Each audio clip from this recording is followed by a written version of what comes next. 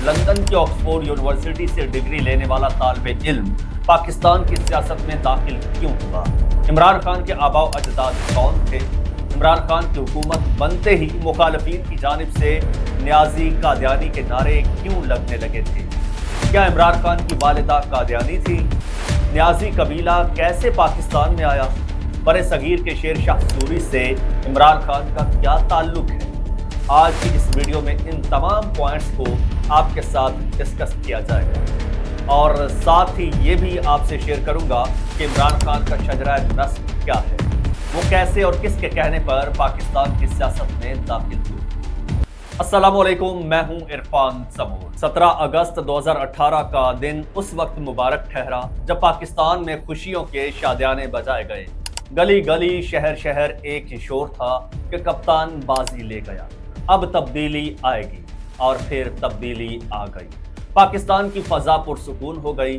England کی Oxford university سے اعلیٰ تعلیم حاصل کرنے والا طالب علم، کرکٹ کی دنیا میں عظیم مقام بنانے والا ایک کرکٹر، اور پاکستان کی سیاست کو نیا اور انقلابی رخ دینے والا سیاستدان آخرکار ملک میں تبدیلی لے ہی آیا۔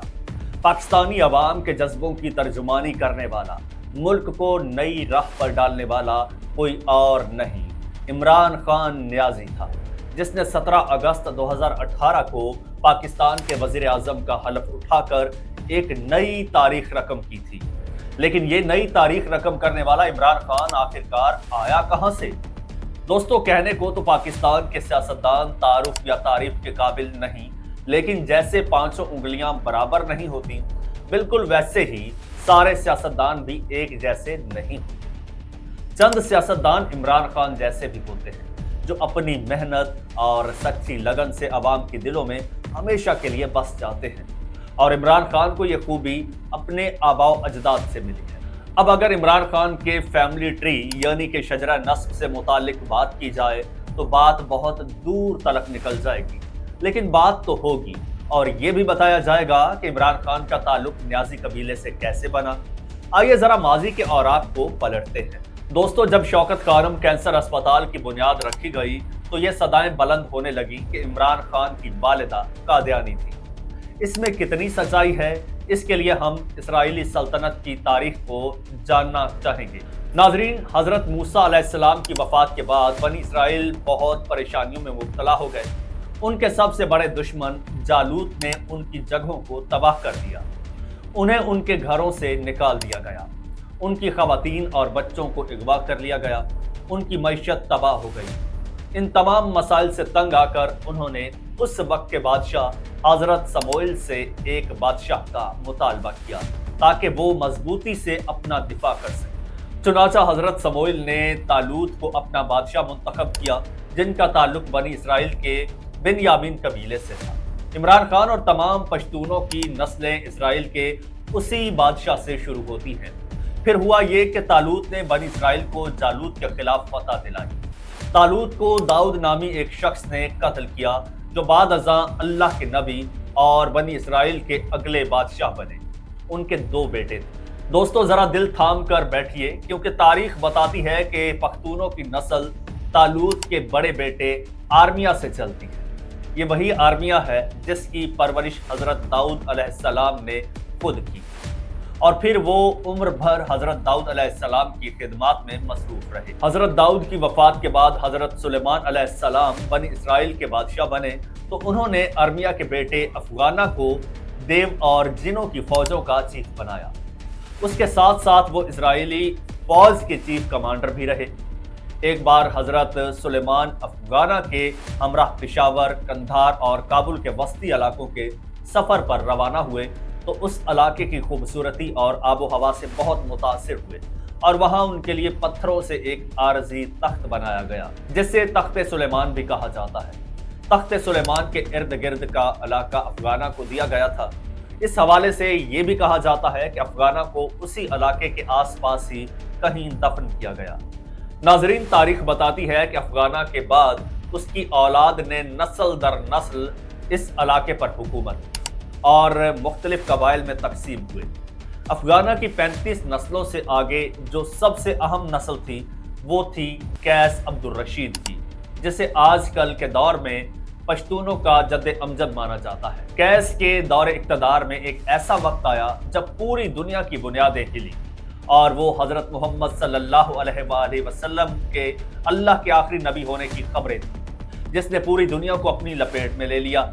और फिर हुआ ये कि कैस अब्दुल रशीद हज करने निकले तो उनकी मुलाकात हजरत खालिद बिन वलीद से हुई, जो उनको हजरत मोहम्मद सल्लल्लाहु अलैहि वसल्लम के पास ले गए। कैस ने हजरत मोहम्मद सल्लल्लाहु अलैहि वसल्लम की बैत की और साथ ही दायरा इस्लाम में दाखिल हुए। उनकी बहादुरी और काबिलियत की वजह से हजरत मोहम्मद सल्लल्लाहु अलैहि वसल्लम ने उन्हें वतन का खिताब दिया। अपने इलाके वापस पहुंचकर कैस ने अपने खानदान और इलाके वालों को इस्लाम कबूल करने की दावत दी। दोस्तों, मौरखीन लिखते हैं कि कैस के सबसे बड़े बेटे सारवान पठानों के 6 मशहूर कबाइल के जद्द अमजद माने जाते हैं।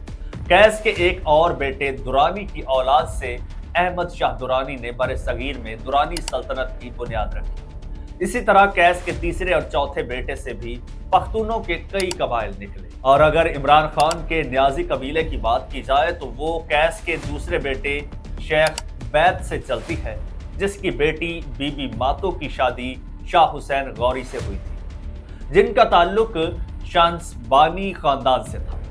बीबी मत्तो और शाह हुसैन के 3 बेटे थे। उनका सबसे छोटा बेटा सरवानी कबीले का बानी था, जबकि उनका बेटा गुलजई लोधी और खिलजी सल्तनतों के बानी करार पाए। उनका बड़ा बेटा लोधी था, जिसने इमरान खान के न्याजी कबीले को मजीद परवान चढ़ाए। दोस्तों, इमरान खान न्याजी के कबीले को परवान चढ़ाने वाले लोधी के 3 बेटे न्याजी, सियानी और दोतानी थे।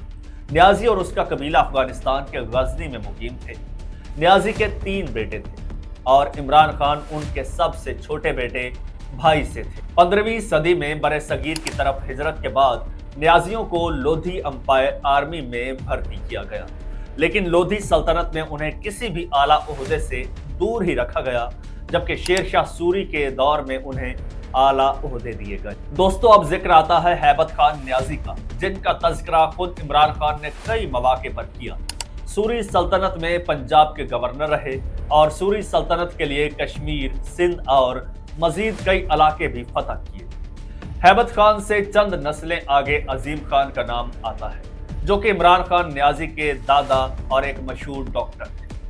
अजीम खान न्याजी के 4 बेटे थे। इमरान खान के वालिद इकरामुल्लाह खान अजीम खान के बड़े बेटे थे। इकरामुल्लाह खान न्याजी एक सिविल इंजीनियर। उन्होंने लंदन के इंपीरियल कॉलेज में इंजीनियरिंग की तालीम हासिल की और बरकी कबीले की शौकत खानम नामी खातून से शादी। दोस्तों, मौरखीन लिखते हैं कि बरकी कबाइल यमन से थे, जो सुल्तान महमूद गजनवी की उस फौज का हिस्सा भी रहे जिसने बरे सगीर पर हमला किया। इस जंग के बाद वो बरे सगीर में ही कयाम पजीर रहे। यही वजह थी कि शौकत खानम मौजूदा जलंधर में पैदा हुई। इमरान खान 4 बहनों के इकलौते भाई हैं। उनकी वालिदा शौकत खानम 1985 में कैंसर के मरज में मुब्तला होकर जिंदगी की बाजी हार गई और इमरान खान के वालिद का इंतकाल मार्च 2008 में हुआ और वो दुनिया से रुखसत हुई और यूं इमरान खान का शजरा नस्ब पूरा हुआ। दोस्तों, यहाँ अगर बात इमरान खान की निजी जिंदगी की जाए तो इमरान खान ने अब तक 3 शादियां रचाई हैं। उनकी पहली बीवी जमाइमा खान, दूसरी बीवी रेहाम खान और तीसरी बीवी बुशरा बीवी है। उनके सिर्फ 2 ही बेटे हैं, जो पहली बीवी जमाइमा खान से है और उन्हीं के साथ रहाइश पजीर है।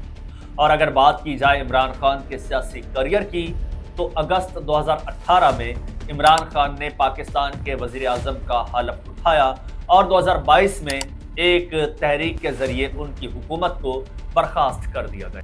दोस्तों, वीडियो इन्फॉर्मेटिव लगी हो तो चैनल को सब्सक्राइब कर लीजिए और बेल आइकन पर क्लिक कर दीजिए। मुझे इजाजत दीजिए। अल्लाह हाफ़िज़।